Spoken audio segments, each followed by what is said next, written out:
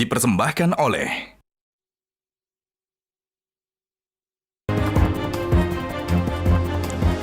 Pemirsa, di tengah kabar tak sedap tentang gaya komunikasi pemerintahannya yang dinilai buruk, Presiden Prabowo Subianto pun membuat gebrakan. Selama 3 jam, Presiden Prabowo Subianto membuka dialog bersama dengan para ekonom dan pengusaha di acara Sarasehan Ekonomi Selasa lalu. Dialog ini bergulir ketika perekonomian dunia sedang terguncang akibat perang dagang yang ditabuh Presiden Amerika Serikat Donald Trump. Berbeda dengan opini yang berkembang di luar sana, Presiden Prabowo di forum ini mengatakan Indonesia baik-baik saja. Tidak perlu cemas seperti banyak negara lain karena Indonesia bisa berdiri di atas kaki sendiri. Berbeda dengan opini yang berkembang di luar sana, Presiden Prabowo di forum ini mengatakan Indonesia baik-baik saja, kita tidak perlu cemas, fundamental perekonomian kita masih baik. Memang Presiden Trump akhirnya menunda pemberlakuan tarif impor selama 90 hari termasuk kepada Indonesia. Namun bukan berarti ancaman krisis ekonomi global sudah hilang. Genderang perang dagang yang terus ditabuh Presiden Trump kepada Tiongkok akan berdampak secara global. Para ekonom mewanti-wanti terjadinya perlambatan ekonomi di tanah air karena Amerika Serikat dan Tiongkok adalah 2 negara tujuan utama ekspor Indonesia. Banyak dampak yang sudah terasa seperti anjloknya IHSG dan pelemahan rupiah, belum lagi ancaman badai PHK. Singkatnya, krisis sedang mengintai Indonesia. Namun di acara Sarasehan Ekonomi yang dihadiri oleh ekonom dan pengusaha, Presiden Prabowo dan sejumlah pembantunya kompak mengatakan Indonesia akan mampu melewati badai ini. Optimis memang harus, namun berbagai program yang disampaikan Presiden Prabowo di acara ini justru dinilai salah langkah. Seperti rencana membuka keran impor selebar-lebarnya yang menurut sejumlah pakar justru bisa jadi resep mempercepat menuju krisis di Indonesia. Sebesar apa ancaman kegelapan yang dihadapi Indonesia gara-gara gonjang-ganjing ekonomi global saat ini? Dan sudahkah pemerintah kita mengeluarkan jurus terbaik atau baru sebatas omon-omon saja? Inilah kontroversi selengkapnya. Indonesia katanya tidak gelap. Bersama saya Zilvia Iskandar. Ekonomi kita azasnya adalah kekeluargaan.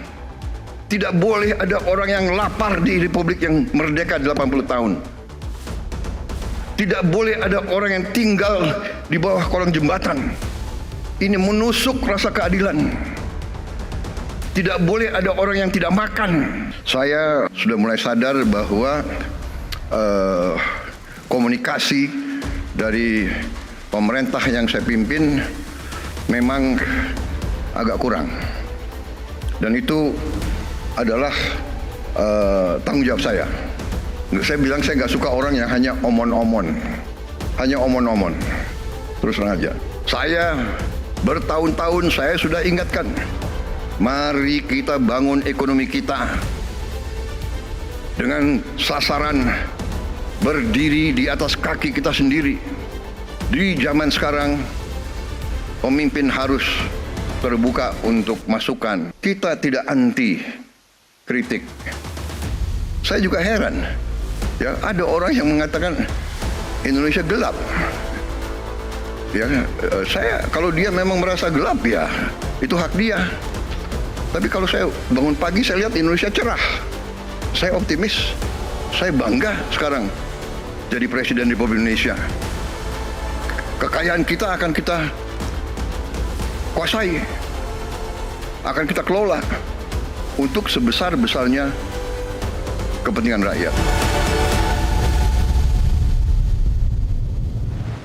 Pemirsa, untuk membahasnya sudah hadir 6 narasumber di studio Metro TV. Di sebelah kanan saya adalah Hanif Dakiri, Wakil Ketua Komisi 11 DPR RI. Selamat malam, Mas Hanif. Selamat malam, Mbak Mas Zilvia. Hanif Selamat di malam, Komisi Mbak. 11 fokus pada keuangan negara. Kemudian juga ada Mbak Irma Suryani, anggota Komisi 9 DPR RI, yang salah satunya membidangi ketenagakerjaan. Mbak Irma, selamat malam. Malam. Berikutnya juga ada Astrio Veligen, jubir Partai Gerindra. Mas Astrio, selamat malam. Selamat malam, Mbak Zilvia. Kemudian di sebelah kiri saya ada Mas Nailul Huda, ekonom dari Selios. Mas Nailul Huda, selamat malam. Malam. Kemudian juga ada Bang Said Iqbal, Presiden Konfederasi Serikat Pekerja Indonesia atau KSPI. Bang Iqbal, selamat malam. Assalamualaikum. Ini hadir 4 jam lebih ya Iya, di Sarasehan ya. Oke, kemudian juga ada Profesor Ferry Latuhihin, ekonom. Prof. Ferry, selamat malam. Prof. Ferry ini juga mantan anggota Dewan Pakar Ekonomi di TKN Prabowo Gibran dulu. Kita lihat coba sekarang bagaimana analisa dari Prof. Ferry. Tapi sebelum itu pemirsa, kami ingin menyampaikan bahwa kita hampir sepekan terus membahas soal penerapan tarif resiprokal yang dikenakan oleh pemerintah Amerika Serikat. Sejak Indonesia masuk dalam daftar negara yang terkena tarif resiprokal atau tarif timbal balik oleh Presiden Amerika Serikat Donald Trump, Indonesia langsung memutuskan untuk menempuh jalur negosiasi ketimbang retaliasi. Kalau retaliasi itu artinya membalas. Hasilnya Indonesia menjadi satu dari 75 negara yang ditunda kenaikan tarif resiprokalnya oleh Amerika. Dan penundaan ini akan berlaku hingga 90 hari atau 3 bulan ke depan. Nah, Indonesia sekarang sedang dalam proses untuk membujuk Amerika Serikat untuk menurunkan tarif resiprokal 32% yang dikenakan kepada Indonesia dengan berbagai penawaran. Kami merangkum beberapa di antaranya. Pertama, Indonesia akan meningkatkan volume impor produk dari Amerika seperti misalnya kacang kedelai, kemudian gandum, kapas, engineering product, LPG, dan LNG. Presiden Prabowo bahkan mengatakan jika yang diinginkan Trump adalah tidak ada lagi defisit neraca perdagangan yang dialami Amerika, maka istilah dari Presiden Prabowo, Indonesia akan tawarkan Pak Pok. Maksudnya itu ya udah setara. Kalau Indonesia surplus 17 miliar dolar Amerika, maka Indonesia akan impor lebih banyak dari Amerika supaya Amerika juga dapat tambahan 17 miliar dolar itu. Nah, tawaran berikutnya kita akan lihat di next slide. Indonesia akan memberikan insentif fiskal dan non-fiskal berupa keringanan bea masuk dan juga berbagai pungut dari dan juga keringanan dari berbagai pungutan pajak. Kemudian yang ketiga kita lihat Indonesia juga akan lebih fleksibel terhadap TKDN atau tingkat komponen dalam negeri.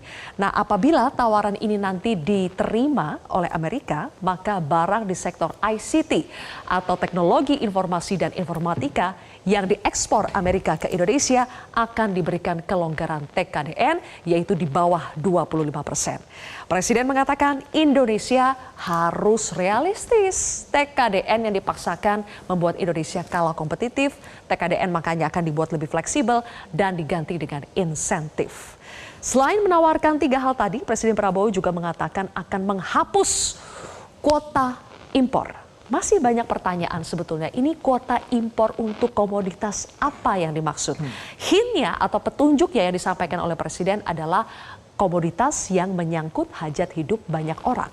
Kebijakan ini langsung menuai kontroversi karena selama ini kuota impor dibatasi demi menjaga industri dalam negeri. Dan terakhir, dalam acara Sarasehan Selasa lalu, Presiden Prabowo langsung menyetujui usul dari Konfederasi Serikat Pekerja Indonesia atau KSPI untuk membentuk Satgas PHK sebagai antisipasi dari dampak PHK. Saya akan langsung bertanya kepada Bang Said Iqbal di sini karena ikut menghadiri Sarasehan Ekonomi pada Selasa kemarin hampir 4 jam. Bang Iqbal, jadi ketika mendengarkan penjelasan Pak Prabowo dan juga para menterinya mengenai Indonesia saat ini, apa strategi Indonesia untuk menghadapi tantangan ekonomi global, merasa teryakinkan bahwa Indonesia tidak gelap, bahwa Indonesia itu cerah seperti kata Pak Presiden? Yang pertama tentu seorang pemimpin tertinggi dalam satu negara atau satu organisasi menumbuhkan optimisme. Semangat untuk tetap bertahan kalau perlu bangkit. Aura itu terasa sekali di ruangan itu oleh Pak Prabowo. Jadi kalau ditanya gelap atau cerah, tergantung sudut pandang. Oke. Anak muda tetap bilang gelap. Bang Iqbal boleh pakai mikrofonnya seperti ada gangguan di audio? Baik, saya ulangi. Jadi yang paling penting dalam kepemimpinan bagi kami orang-orang kelas bawah, khususnya buruh, adalah tentang menumbuhkan optimisme, semangat untuk tetap bertahan dalam kesulitan. Tentu optimisme itu harus diiringi dengan tindakan yang kita lihat apa jejak rekam tindakan yang akan diambil kebijakan. Nah, bagi kami sudut pandang gelap atau cerah, Pak Prabowo mengatakan cerah, teman-teman mahasiswa dan anak muda menyatakan gelap, itu sudut pandang harus diberi ruang yang sama. Teman-teman buruh? Teman-teman buruh antara gelap dan terang. Apa itu? Mendung. Mendung tapi tidak kelabu. Jadi bagi buruh yang terasa sekali itu adalah seperti kami sampaikan kepada Bapak Prabowo adalah dampak PHK. Oke. Secara makro Bu Sri Mulyani misalnya menjelaskan fundamental ekonomi baik, it's okay. Beliau memahami itu, APBN juga katanya siap bertahan. Nanti Pak Ferry bisa menganalisa lebih lanjut. Kemudian dari Pak Menko Perekonomian, fundamental ekonomi kita baik. Tapi secara mikro itu di tingkat perusahaan. Mikro itu kan tentang penawaran permintaan. Ada permintaan barang, maka ditawarkan. Kalau nggak ada yang minta barang, ya produksi stop, berarti PHK. Nah, karena itu kita coba gali, karena itu masih lebaran waktu itu ya. Dari teman-teman serikat pekerja di tingkat perusahaan melaporkan, Bang, kami sudah diajak berunding oleh pimpinan perusahaan yang menyatakan dampak daripada tarif Trump akan menghantam industri yang mereka jalani, terutama tekstil, garmen, sepatu, elektronik yang 100% ke Amerika ekspor, kemudian suku cadang, otomotif, karet, sawit, dan beberapa pertambangan dan beberapa sektor lain. Oke. Nah kalau udah diajak berunding itu tanda-tanda pasti akan ada PHK. Nah kami sampaikan, kami kalkulasi, Baik. Pak Presiden kalkulasi kami dalam 3 bulan ke depan. Boleh jadi salah, tapi kami harus sampaikan bukan hanya semua yang enak-enak atau ABS saja asal Bapak senang. 50.000 buruh terancam PHK. Sudah ada kalkulasi itu. Boleh nanti Sudah dijelaskan dari mana datangnya bisa Ya. sampai 50.000 itu tuh. Ya. Tapi saya geser dulu ke Mbak Irma. Mbak Irma, lagi-lagi Indonesia cerah tidak gelap itu fakta atau retorika? Retorika. Kenapa? Kalau menurut saya hari ini di dapil saya contohnya ya, itu petani-petani menyatakan sangat gembira karena hasil penjualan gabah mereka naik, kemudian pupuk juga sekarang sudah langsung. Dan mereka menerima harga pupuk itu sama dengan harga yang sudah disampaikan pemerintah. Itu pertama. Nah yang kedua, tadi Said Iqbal mengatakan bahwa ada yang gelap, ada yang terang, gitu kan. Nah kalau ada owner perusahaan itu memanggil mereka, sebenarnya jalan keluarnya gampang kok. Mereka harus ada negosiasi. Nah, itu di situ fungsinya Menteri Tenaga Kerja. Saya pernah mengalami itu ketika ada demo karena si perusahaan tidak bisa membayar UMR, itu akhirnya saya dudukkan dua-duanya. Ini sekarang produksi menurun. Ya, lebih dari 50%. Kami nggak bisa bayar UMR. Kalau kalian minta bayar UMR, ini kami tutup. Nah, sekarang gimana caranya agar perusahaan ini tidak tutup? Kalian harus tetap bekerja, gitu kan? Ini kan sama aja dengan kenaikan yang ancaman dari Trump tadi, kan seperti itu. Sebenarnya kalau ada keberpihakan dari Menteri Tenaga Kerja mau turun, gitu ya, mau melakukan pendampingan. Nah, Said Iqbal juga harus melakukan itu sama anak buahnya. Saya rasa nggak ada masalah. Mereka pasti akan yakin mereka mau. Kan kenaikan tarif Trump itu kan bisa kalkulasi berapa sih naiknya kan gitu. Kemudian kalau ingin nggak tutup, kami turunkan gajinya sedikit, mau nggak gitu. Agar tercapai itu antara produksi dengan gaji yang mereka terima. Saya yakin mereka mau kalau kita bisa meyakinkan mereka bahwa ini situasi ini bukan hanya di Indonesia terjadi, di seluruh dunia. Bahkan Menhan di Kementerian Pertahanan Amerika itu 80.000 loh yang dipecat-pecatin. Oke. Nah, artinya pemerintah harus hadir. Sahabat saya Said Iqbal ini juga harus menyampaikan kepada anak buahnya bahwa ini harus kita duduk bersama gitu ya untuk kepentingan bersama agar PHK massal itu bisa dihindari. Tapi yang jelas ancaman itu ada ya, Pak Irma? Ada. Oke. Yakin ada. Saya ingin pindah ke Prof. Ferry. Prof. Ferry, kita belum mendapatkan jawaban yang firm ya, masih di tengah-tengah nih antara gelap dengan cerah. Tapi kalau Prof. Ferry pendapatnya bagaimana dengan berbagai indikator? Di satu sisi dari pemerintah kita mengatakan semua indikator, ada beberapa indikator perekonomian kita, fundamental perekonomian kita itu yang bagus. Ketua LPS juga sudah membenarkan itu dari survei LEI, Leading Economic Index pada bulan Maret 2025 itu juga di atas 150 poin, yang artinya fundamental ekonomi kita itu bagus. Tapi apakah Prof. Ferry juga melihat fakta di lapangan seperti itu, fundamental ekonomi kita masih bagus meskipun ada kebijakan tarif Trump itu? Gini, sebagai ekonom saya cuma melihat numbers yang saya percaya ya. Pertama adalah kalau kita lihat kemarin bagaimana pendapatan pajak kita terlepas dari konteks ya, pendapatan pajak dan non pajak kita kalau nggak salah drop 16,76% di kuartal pertama dibandingkan kuartal pertama. Oke, silakan Prof. Ferry. Oke. Yang kedua, kita lihat yang kasat mata. Yang kasat mata itu bagaimana pemudik kemarin turun sangat drastis ya, 50 juta orang kalau nggak salah ya, dalam percentage 24%. Yang ketiga, data yang juga tidak bisa dibohongi adalah turunnya middle income class kita jumlahnya dari 57 juta sekian sampai 47 juta sekian selama 5 tahun terakhir. Itu sebelum ada kebijakan Trump Sebelum bahkan. ada kebijakan Trump. Yang keempat, kita lihat bagaimana saving dari masyarakat kita turun dari 3 juta rupiah menjadi 1,3 juta rupiah. Dan ini indikator-indikator ekonomi yang seharusnya dari situ kita bisa imply bahwa ekonomi kita tidak baik-baik saja terlepas dari Trump, ya kan ya.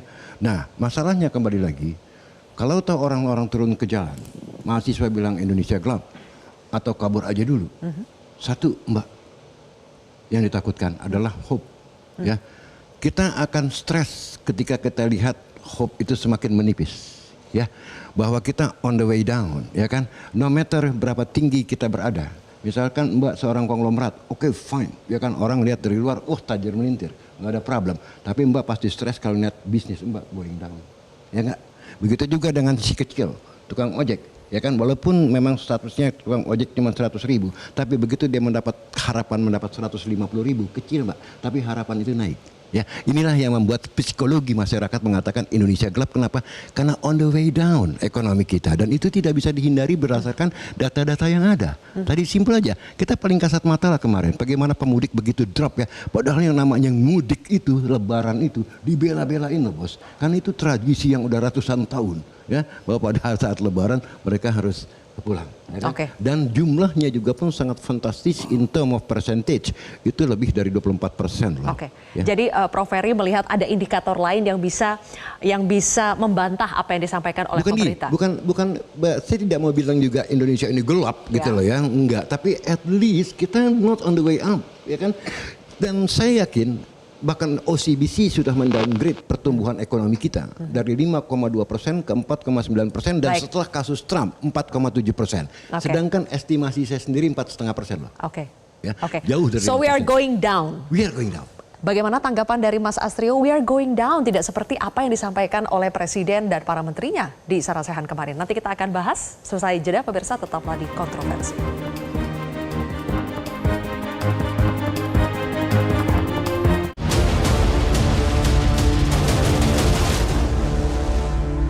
Dipersembahkan oleh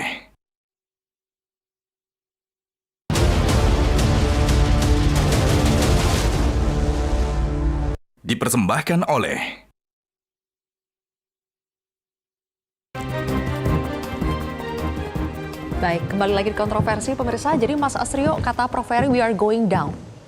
Jadi Mbak Zilvia, saya ada poin yang saya sepakat dengan Pak Ferry, ada poin yang tidak saya sepakat. Yang saya sepakat dari beliau adalah tentu saja dalam menilai apakah Indonesia ini sekarang gelap atau tidak gelap, itu kita harus menggunakan data-data yang objektif. Poin itu saya setuju. Cuman saya tidak sepakat dengan Prof. Ferry terkait sudut pandang dari data-data yang beliau gunakan. Barusan tadi Prof. Ferry misalnya mencontohkan bahwa di dalam kuartal pertama terdapat kontraksi dari total penerimaan pajak kita. Yang memang di satu sisi betul, tetapi kontraksi tersebut itu terjadi karena memang ada beberapa hal. Seperti contoh di tahun ini kita baru saja menerapkan sistem Cortex atau maupun ada penerapan TER. Tapi jangan lupa juga, khusus di bulan Maret, kita mengalami peningkatan sekitar 9,1% jika dibandingkan dengan Maret tahun lalu. Nah, poin-poin ini yang seharusnya dapat dilihat secara makro dan lebih secara keseluruhan, itu yang pertama. Kedua adalah kalau kita melihat tren pertumbuhan di konsumsi dalam negeri, Indonesia berada di level pertumbuhan ini masih mencatatkan angka positif di angka sekitar 4-5%, yang merupakan angka yang sangat baik. Ketiga adalah kalau kita melihat angka makro kembali, unemployment masih berada di bawah 5%. Tapi tentu saja betul Mbak Zilvia, seperti yang disampaikan oleh Presiden Prabowo, kami sepakat bahwa bukan berarti Indonesia ini tidak memiliki tantangan. Tantangan terutama dalam hal ini adalah untuk meningkatkan daya beli terutama di kelas menengah, itu memang ada, dan inilah justru yang sedang dilakukan oleh pemerintah. Dalam hal ini untuk meningkatkan daya beli masyarakat dan menopang kelas menengah kita. Sebagai contoh, kenapa Partai Gerindra sepakat dengan pernyataan Presiden Prabowo bahwa Indonesia itu masa depannya cerah? Karena program-program yang telah diinisiasi oleh pemerintah merupakan program-program yang memang dibentuk untuk menopang daya beli kelas menengah. Sebagai contoh, salah satunya adalah makan bergizi gratis. Dalam jangka panjang ini tentu saja adalah program untuk meningkatkan sumber daya manusia dari anak-anak Indonesia. Tetapi dalam jangka pendek, ini adalah instrumen untuk menumbuhkan ekonomi, terutama perekonomian lokal. Sehingga kita bisa mendapatkan dua hal, Mbak Zilvia. Pertama, bukan hanya pertumbuhan ekonomi, tapi pemerataan ekonomi yang juga tidak kalah pentingnya, dan juga supaya ekonomi Indonesia tidak hanya bergantung pada daerah-daerah tentu saja. Lalu banyak sekali program-program seperti cek kesehatan gratis, seperti penyerapan gabah di harga 6.500 dan juga pupuk yang direct langsung disampaikan ke petani, maupun insentif seperti FLPP supaya masyarakat berpenghasilan rendah bisa memiliki rumah. Lalu pemerintah juga akan menyediakan instrumen renovasi sekolah, membangun sekolah-sekolah rakyat untuk masyarakat yang tidak mampu, maupun membangun sekolah-sekolah unggulan. Lalu jangan lupa juga Presiden sebentar lagi telah menerbitkan Inpres 9 tahun 2025 yang isinya adalah percepatan pembentukan dari 70.000 koperasi desa merah putih. Nah, ini semua dilakukan untuk apa, Mbak Zilvia? Yaitu supaya mendorong pertumbuhan ekonomi ini supaya dapat berjalan di angka yang positif, dan juga jangan lupa poin pentingnya adalah kita harus menggaungkan pemerataan ekonomi, bukan hanya pertumbuhan ekonomi. Jadi Indonesia sedang di dalam track yang benar, dan Indonesia masa depannya cerah. Silvia, boleh sedikit kasih tahu? Kalau saya, saya nggak setuju dengan pembangunan sekolah-sekolah unggulan. Tapi saya lebih setuju BLK-BLK yang ada di seluruh Indonesia ini kemudian dibentuk satu tim ya agar pendidikan vokasi yang dikedepankan, skill. Karena kan pendidikan yang masyarakat kita yang punya pendidikan tinggi itu sedikit. Rata-rata kan SMP. Nah, yang dibutuhkan adalah skill. Maka kemudian pasar tenaga kerja nasional dan internasional butuh itu, butuh skill. Kenapa kita kalah dengan Filipina? Ya karena itu. Bahasa kita sama sekali nggak mampu, anak-anak kita ini. Itu masukannya ya untuk sekolah unggulan. Itu yang paling pendidikan penting. vokasi Kalau unggulan itu terlalu banyak anak yang tamat SMP nggak mungkin bisa masuk lagi di sekolah unggulan. Tapi poin yang disampaikan oleh Mas Astrio adalah Prof. Ferry, sudah banyak sebetulnya program yang digagas dan akan dikerjakan oleh pemerintahan Prabowo untuk mengerek kelas menengah ini untuk bisa lebih baik lagi untuk meningkatkan pertumbuhan ekonomi. Bagaimana Prof. Ferry? Gini, kita bisa ukur aja lah ya, kalau masalah fundamental ekonomi. Mikrofon, Prof. Ferry. Kalau masalah fundamental ekonomi, saya tetap mengacu bahwa the trend is going down. Tadi seperti saya katakan tadi, oke, fine, dalam satu titik bisa aja di bulan Maret seperti Mas Astrio bilang ada pendapatan naik, ya kan ya. Tapi kalau melihat trennya over time itu turun, bos, ya kan ya. Nah, kemarin juga yang paling kasat mata kembali lagi lah, ya nggak usah berteori banyak, ya bagaimana mudik to drop sampai 24% gitulah. Nah, yang ketiga, kalau dikatakan program MBG ini adalah menciptakan lapangan kerja, saya tidak yakin, bahkan ini pemborosan yang sangat dahsyat. Itu dari saya. Sebab program MBG ini kalau memang mau tepat sasaran cukup dengan 5-10 T dengan sistem kupon. Saya sudah usulkan ya. Tidak semua 82 juta manusia dikatakan kurang gizi. Sebab berdasarkan data statistik cuma 7,1% orang-orang yang benar-benar membutuhkan gizi ya kan, dan itu jumlahnya cuma 20 juta dan tidak semua anak sekolah. Kenapa sampai harus 82 juta disuapin? Dan ini adalah pemborosan yang sangat dahsyat. Jadi kalau untuk mengangkat pertumbuhan ekonomi melalui pemborosan, saya kira itu teori yang salah. Ya, saya sebutnya koplaknomics. Masing-masing punya stand masing-masing ya. Nah, selebihnya lagi, dari mana uangnya untuk bikin koperasi 70.000? Saya tanya, kita nggak punya fiscal space.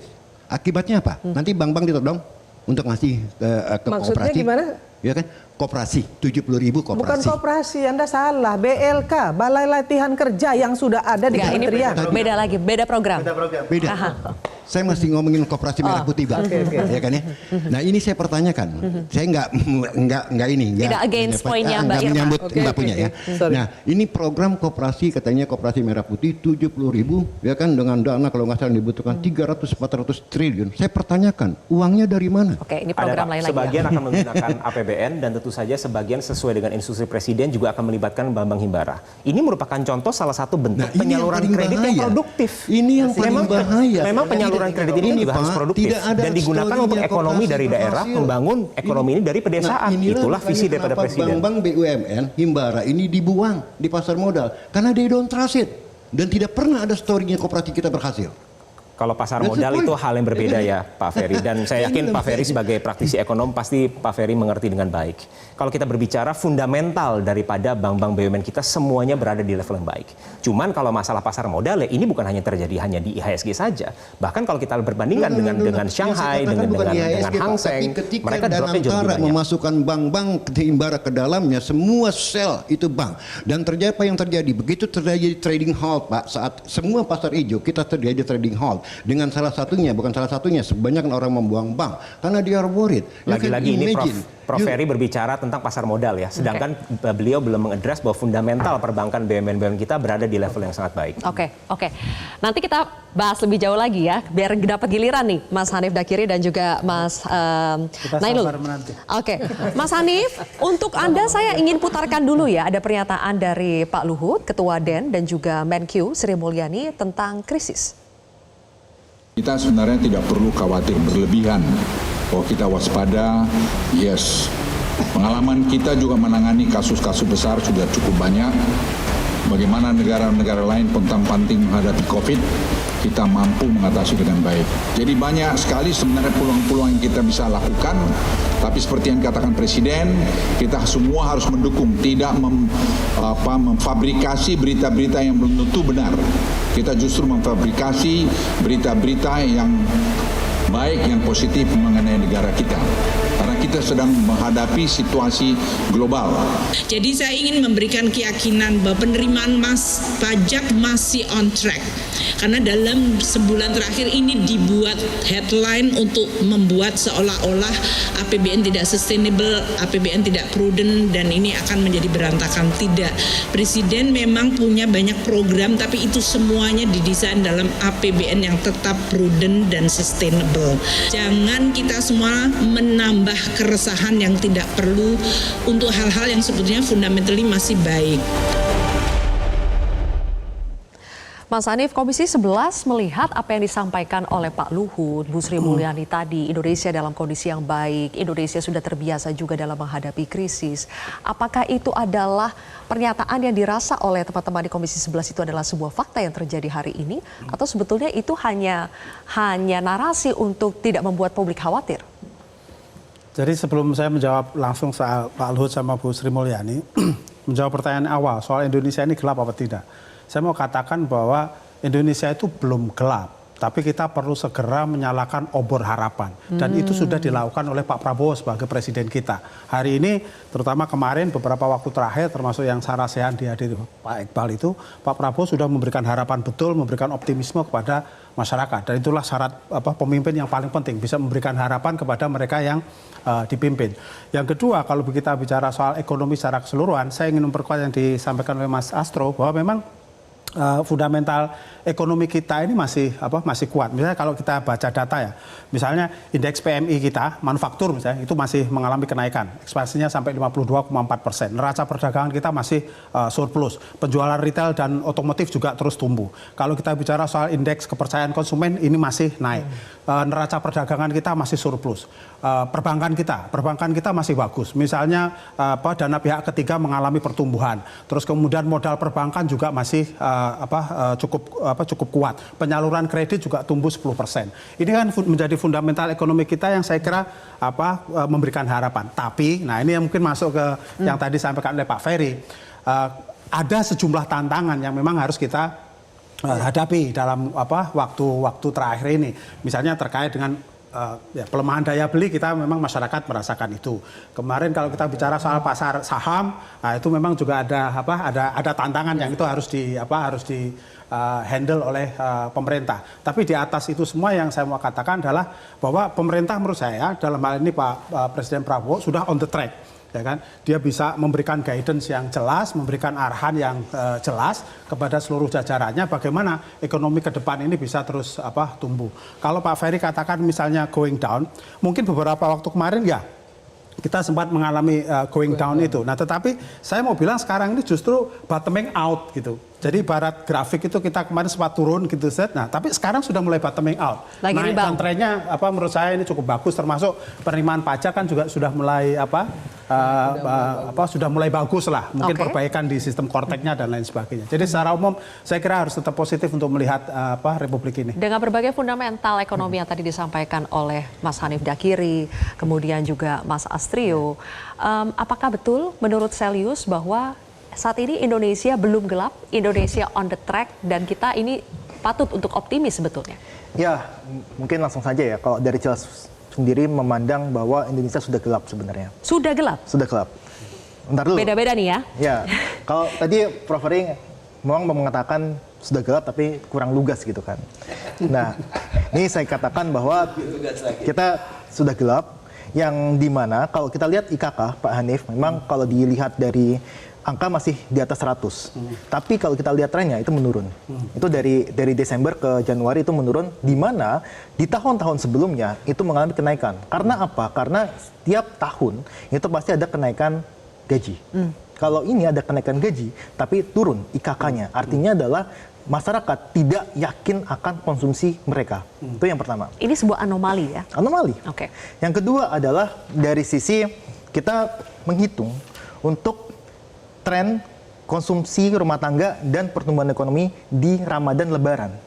Trennya menurun. Tren ketika ada kuartal di itu ada Ramadan dan Lebaran, itu trennya menurun. Sekarang hanya sekitar 4,9%. Masih tumbuh di 4%, tapi itu menurun trennya. Dan ini ditopang dengan tahun 2024 kita mengalami deflasi secara berturut-turut deflasi 5 bulan berturut-turut. Nah, ini menandakan konsumsi masyarakat kita tertahan dan sebagainya. Dan jangan lupa, pendapatan disposable masyarakat itu juga menurun. Dulu kita pendapatan disposable masyarakat itu adalah pendapatan yang bisa dibelanjakan. Itu sekitar 80%, 85%. Sekarang tinggal 75%. Artinya ini ada yang salah dengan fundamental konsumsi domestik kita.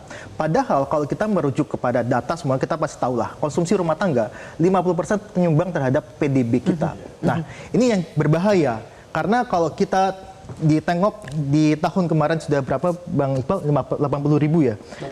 60.000 PHK yang tahun kemarin? Tahun kemarin 50 ribuan. 50 ribuan. Nah, kita kalau menurut data Kemenaker 18.000, menurut Apindo 40.000, 60.000. Nah, ini menandakan konsumsi rumah tangga kita akan semakin gelap gitu. Nah, sayangnya kalau tadi Pak Hanif bilang obornya itu udah dinyalakan, tapi sayangnya minyaknya nggak kuat. Minyaknya nggak kuat. Nah, minyaknya dari mana? Dari APBN dan sebagainya yang saya rasa ini yang jadi persoalan gitu, Mbak. Oke. Sedikit aja Mbak Zilvia. Boleh, obor sudah dinyalakan, minyak tidak kuat. Mas Astrio mau menjawab setelah jeda, saya akan kasih waktu ya. Sesaat lagi pemirsa.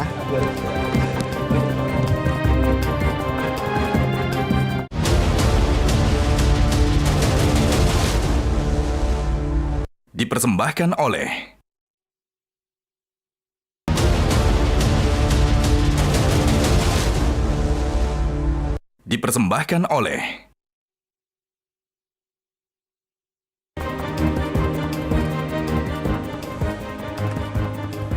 Baik, pemirsa, kembali lagi di Kontroversi. Sepertinya narasumber kami di studio memang masih berdebat ya, apakah Indonesia cerah atau gelap.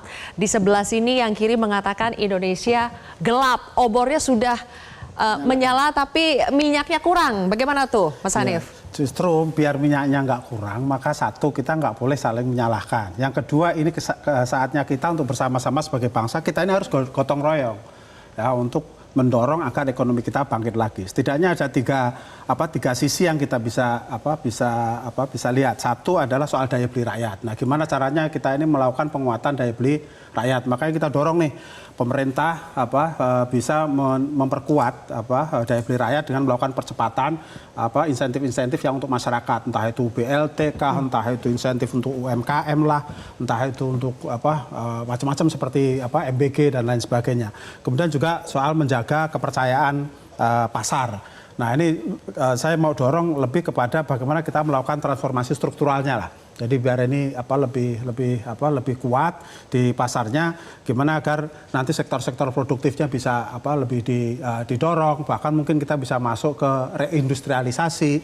kemudian kita juga bisa perkuat produksi di domestik kita. Nah, yang terakhir mungkin yang terkait dengan soal akses pembiayaan di masyarakat yang ini juga nanti akan membantu memperkuat pergerakan ekonomi kita. Jadi poinnya adalah ya sebenarnya minyaknya bahan bakunya kita juga ada gitu. Hanya ini perlu kita konsolidasikan bersama dan oleh karenanya kita juga dorong Kementerian Keuangan juga untuk memberikan penjelasan kepada publik mengenai roadmap fiskalnya itu lebih clear gitu loh. Nah, sehingga publik itu yakin karena sebenarnya kan apa yang dilakukan oleh Bu Sri Mulyani dan teman-teman di Kementerian Keuangan itu kan cukup jelas. Nah, cuman mungkin ini butuh komunikasi politik yang lebih baik sehingga masyarakat tahu betul, oh ya, ini secara fiskal ini aman, ini misalnya kalau dari sisi investasinya juga tumbuh, dari sisi perbankannya kuat dan lain sebagainya. Lagi-lagi butuh komunikasi publik yang lebih baik supaya tidak saling menyalahkan nih Mas Helios. Gimana? Merespon. Jadi sebetulnya ini persoalan bagaimana kita harus bergotong royong, jangan saling menyalahkan. Iya, memang yang menyalahkan kan presiden kan. Kita nggak menyalahkan siapa-siapa. Yang menyalahkan presiden dengan komunikasinya membuat hoax dan sebagainya. Tapi data-data itu nggak hoax sebenarnya. Data-data itu ada dan diterbitkan oleh Bank Indonesia, BPS dan sebagainya. Nah, itu yang pertama. Nah, yang kedua adalah kalau kita lihat sebenarnya obor-obor ini kan memerlukan kondisi fiskal yang sehat. Tengok kalau kita lihat dari sisi penerimaan negara, tadi Pak Ferry sudah menjelaskan panjang lebar mengenai shortfall di 2 bulan awal kita. Meskipun Maret sudah membaik karena memang di Maret ini kan ada SPT yang memang dia kalau siklus tahunannya pasti akan meningkat. Dan itu pasti akan meningkat. Nggak mungkin kalau Maret itu dia turun gitu. Nah, yang kedua adalah kita melihat dari fiscal space. Ini sangat-sangat sempit kalau kita dengar ada beberapa program yang ingin dipaksakan. MBG sudah dipaksakan dan saya kira seperti ini, logikanya MBG itu adalah memang ada terjadi permintaan besar-besaran untuk program MBG, tapi jangan lupa ada shifting juga di situ. Dari mana? Dari permintaan pasar. Ini kan ada permintaan dari pemerintah, ada permintaan dari pasar. Permintaan pemerintah itu menggeser dari permintaan dari pasar. Makanya ini yang bisa saya bilang tidak akan selalu positif tinggi. Kita menghitung dampak dari MBG itu cuma 0,06%. Itu sangat rendah sekali. Dan kalau kita lihat dari sisi itu saja obornya minyaknya kurang. Terus kemudian dari kursi merah putih tadi akan dipaksakan untuk dari perbankan. Perbankan kita akan bonyok kalau gitu. Ini yang koperasi merah putih ya? Koperasi merah putih. 75.000. Mas Astrio pasti punya jawabannya untuk membantah itu? Ya, ada beberapa poin yang tadi disampaikan oleh Mas Nailul yang harus kita cermati berdasarkan data-data yang ada. Pertama, ketika Mas Nailul mengatakan bahwa sedang ada penurunan daya beli atau konsumsi rumah tangga daripada masyarakat Indonesia. Beliau sendiri menyatakan bahwa trennya masih pertumbuhan positif di angka kurang lebih 5%. Dan Partai Gerindra semakin meyakini bahwa tren konsumsi dalam negeri ini akan semakin meningkat. Kenapa? Karena balik lagi oli tersebut untuk melumasi peningkatan daya beli daripada masyarakat, terutama konsumsi dalam negeri itu sudah dilakukan. Kalau kita lihat beberapa program-program yang sedang diusung oleh pemerintah, seperti makan bersih gratis, seperti koperasi merah putih, maupun pembentukan Danantara, semuanya diciptakan untuk menciptakan satu adalah demand-demand di tingkat lokal. Yang kedua yang tidak kalah penting adalah penciptaan lapangan pekerjaan berkualitas. Jadi di sini pemerintah berfokus bukan hanya untuk menciptakan lapangan pekerjaan baru yang bisa meningkatkan daya beli, tapi menciptakan lapangan pekerjaan berkualitas yang berorientasi high paying jobs. Yang kedua adalah kalau kita berbicara rendahnya tingkat inflasi di kuartal pertama di tahun 2025. Perlu kita sadari bahwa rendahnya tingkat inflasi justru merupakan bentuk keberhasilan daripada pemerintah dalam mengendalikan harga. Kenapa? Sebagian kontribusinya itu lahir daripada administered pricing, seperti contoh diskon 50% dari tarif listrik di bulan Januari dan Februari yang sempat kita rasakan. Yang kedua adalah karena memang dari sisi supply, pemerintah berhasil menjaga supply ini tetap terjaga. Jadi kalau inflasi itu biasanya adalah karena demand-nya terlalu tinggi, supply-nya nggak ada. Kali ini demand-nya tetap tinggi, tetapi supply-nya juga bisa dijaga sehingga inflasinya bisa terkontrol. Terakhir adalah kita harus menyadari juga bahwa kalau berbicara angka PHK, katakanlah di tahun 2024, ya kita akuin ada PHK. Mungkin angkanya bervariasi, ada yang mengatakan sekitar 40 sampai 50 ribu. Tetapi kita juga harus fair. Berapa jumlah pekerjaan yang telah berhasil diciptakan selama tahun 2024. Di sini ada Pak Hanif, beliau juga waktu itu mantan Menteri Tenaga Kerja. Beliau mungkin merasakan kalau sedang ada tren PHK itu cenderung memang disoroti oleh media. Tetapi ketika ada gelombang penyerapan tenaga kerja baru seperti di tahun 2024, penyerapan tenaga kerja di sektor manufacturing itu tembus di angka 1 juta. Mungkin pemberitaannya kurang, Mbak Zilvia. Jadi yang kita katakan adalah bahwa tantangan ada, tetapi secara tren makro ini angka-angka tersebut semuanya berbicara bahwa kita sedang on the right track dan Indonesia sedang bertumbuh dengan baik. Satu. TPT di September tahun 2024 naik dari Februari tahun 2024. Yang salah. TPT, tingkat pengangguran terbuka. Oke, kami akan tampilkan data yang tersaji saat ini ya, data dari Kemnaker soal jumlah PHK dari Januari sampai Februari 2025. Boleh tolong ditampilkan teman-teman. Yang intinya menurut Kemnaker itu sampai Februari 2025 totalnya sudah 18.610. Apindo punya data lebih dari ini, 40 ribuan. KSPI juga katanya menghitung sudah lebih juga dari ini. Pertanyaan saya ke Mbak Irma terlebih dahulu. Mbak Irma, kita pakai data Kemnaker lah ya, data resminya. Apa yang salah ketika baru sampai Februari 2025 itu sudah 18.610 karyawan kita, orang-orang yang di PHK? Sebenarnya di bulan September, Agustus September itu Ibu Menteri Tenaga Kerja Ida Fauzia menyampaikan kepada Komisi 9 dalam RDP itu ada 190 lapangan pekerjaan di seluruh Indonesia. 190 ribu? Yang sudah terserap sekitar 90 ribu. Artinya kan masih ada 80 ribuan. Itu Ibu Ida Fauzia menyampaikan itu di RDP di Komisi 9. Dan ketika saya tanyakan di mana lapangan pekerjaan itu tersebar ke seluruh Indonesia. Hanya saja memang komunikasi publik, lagi-lagi komunikasi publik dan sosialisasi dari pemerintah, CQ Menteri Tenaga Kerja itu nggak bagus. Sehingga masyarakat di daerah, mohon maaf ketika saya melakukan sosialisasi misalnya, itu masyarakat yang mau mencari pekerjaan gitu nggak tahu di mana dia bisa melamar pekerjaan. Gitu. Nah yang begini-begini kan harusnya disosialisasikan. Nah ini yang terjadi gitu. Banyak pekerjaan yang masih bisa diambil oleh masyarakat, tetapi informasinya nggak jelas gitu. Mbak Irma dikit ya. Jadi memang problem pengangguran kan bukan semata bahwa kemudian lapangan pekerjaan seolah-olah menyempit terus. Kan bukan semata itu, tapi ada di kita ini juga problem mismatch, ada problem skill kita. Sehingga ke depan pemerintah itu kita dorong juga agar pelatihan dan pendidikan vokasi termasuk soal BLK yang tadi disampaikan oleh Bu Irma itu digenjot ini. Ini sebagai bagian dari transformasi struktural ekonomi kita gitu. Jadi memperkuat pelatihan dan pendidikan vokasi terutama untuk upskilling maupun reskilling, sehingga dengan begitu maka kesempatan kerja yang muncul bisa diisi oleh tenaga kerja kita. Harus jeda 10 detik. Sekarang kita menghadapi berbagai tantangan ya. Ada tarif kebijakan resiprokal, makanya ada hitung-hitungan bisa 60 ribu dalam 3 bulan ke depan ya. KSPI menghitung bisa terjadi PHK. Ya kan kalau kita tidak benar menghadapi tarif itu. Nah, bagaimana cara yang tepat supaya ada kebijakan tarif Trump itu, bagaimana kita mengantisipasi supaya tidak lebih banyak yang di PHK? Mas Asrio nanti juga boleh menambahkan, tapi kita jeda lagi pemirsa usai yang satu ini.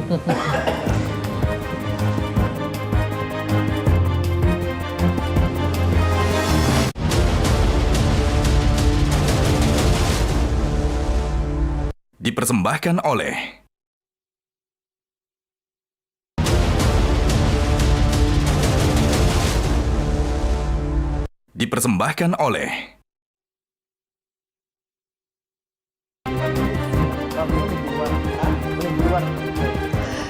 Sampai 3 bulan ke depan dalam hitungan KSPI akan ada lebih dari 50 ribu orang akan ter-PHK karena efek tarif impor AS. Kenapa bisa sampai begitu banyak, Bang Iqbal? Pertama, kenapa beda antara Kemenaker dan Serikat Buruh itu dari 8 tahun yang lalu. Berulang-ulang saya sudah ingatkan sama Kemenaker. Jangan pasif. Kalau Pak Hanif masih mending lah, agak aktif ya. Tapi setelah itu pasif, menunggu dari Disnaker. Disnaker menunggu dari pimpinan perusahaan. Terkadang perusahaan nggak melaporkan sepenuhnya. Misal 10 ribu di PHK, dia laporin 5 ribu. Karena dia takut diperiksa pajaknya, dia takut diperiksa limbah B3-nya. Kemudian ada juga yang tidak ada serikat buruhnya nggak mau ngelapor. Nah, makin kecil PHK seolah-olah, saya tidak menyatakan demikian ya, seolah-olah Kementerian Tenaga Kerja berhasil menjalankan fungsi dan tugas. Padahal makin data itu tidak mendekati kebenaran, makin gagal karena presiden pasti akan salah dalam mengambil keputusan. Itu kenapa saya kemarin berani menyatakan mewakili kawan-kawan buruh 3 bulan ke depan pasca tarif Trump itu 50 ribu. Kami mendapat laporan, kemudian saya suruh hitung 50%. Berapa kira-kira Anda akan dipotong? Kata pengusaha berapa? 30-50% Bung Iqbal. Oke, hitung semua total pabrik ada berapa, ketemulah angka 50.000 itu. Itu angka yang belum tentu benar, tapi harus dipersiapkan. Karena faktanya dari Januari sampai dengan Februari hingga awal Maret 2025, 60.000 kita udah rilis. Baik. Yang nggak usah jauh-jauh, Aditex lah, yang ada di Tangerang, Jabatex, kemudian Sanken, kemudian ada Yamaha, itu kan fakta semua. Masa kita nggak bisa lihat?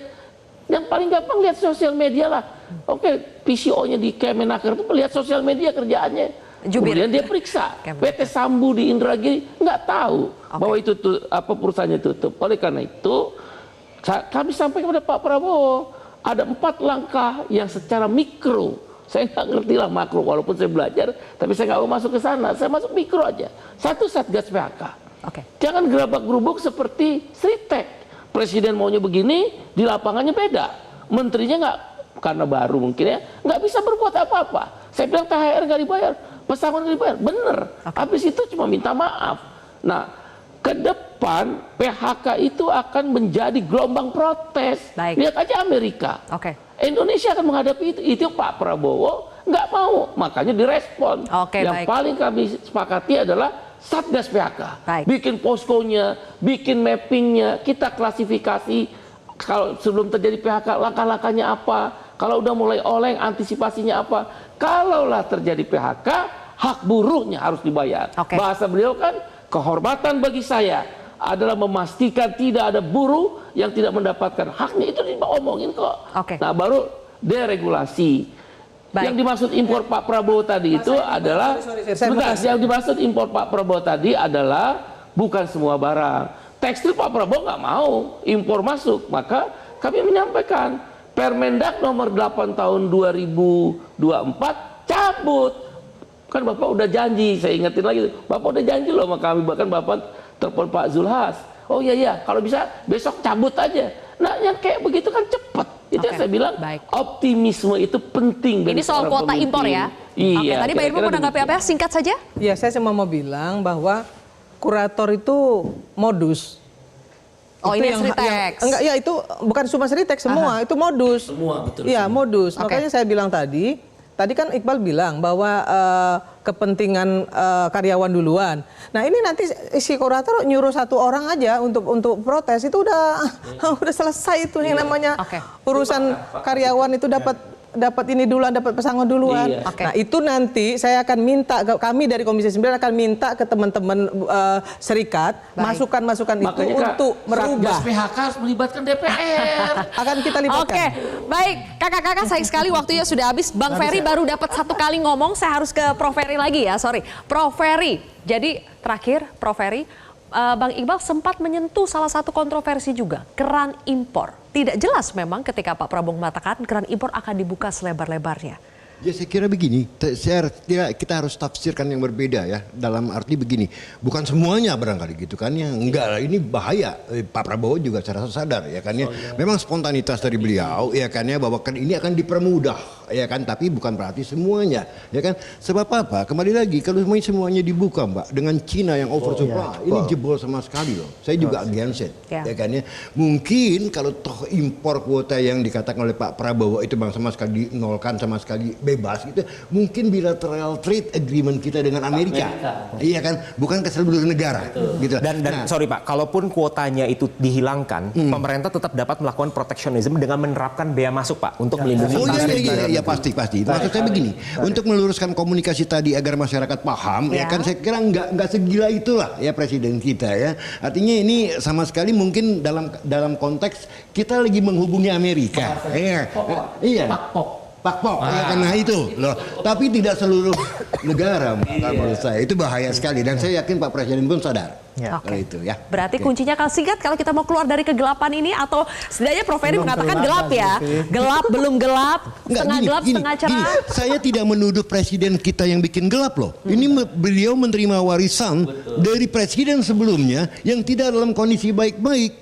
Dan itu trennya memang turun, Bos. Saya tidak mengatakan bahwa ini kesalahan pemerintah yang baru, tidak. Ini warisan dari pemerintah yang lama dan kebetulan trennya juga secara global lagi turun, Mbak. Apalagi dengan ketidakpastian yang tinggi sekarang ini. Baik. Dan saya dengan boleh dibilang dengan Mas Huda ya, kita memang berbicara tentang angka, tentang tren baik. gitu loh. Jadi bukan yang presiden ini hari, Bos. Sayang sekali waktu kita sudah habis. Terima kasih Oke, terima Abang-abang dan juga Mbak Irma. Terima kasih sudah bergabung bersama kami di Kontroversi malam hari ini, pemirsa. Dan kami masih akan kembali lagi dengan informasi-informasi lainnya yang akan kami hadirkan minggu depan. Tetaplah bersama kami di Petro TV. Sampai jumpa.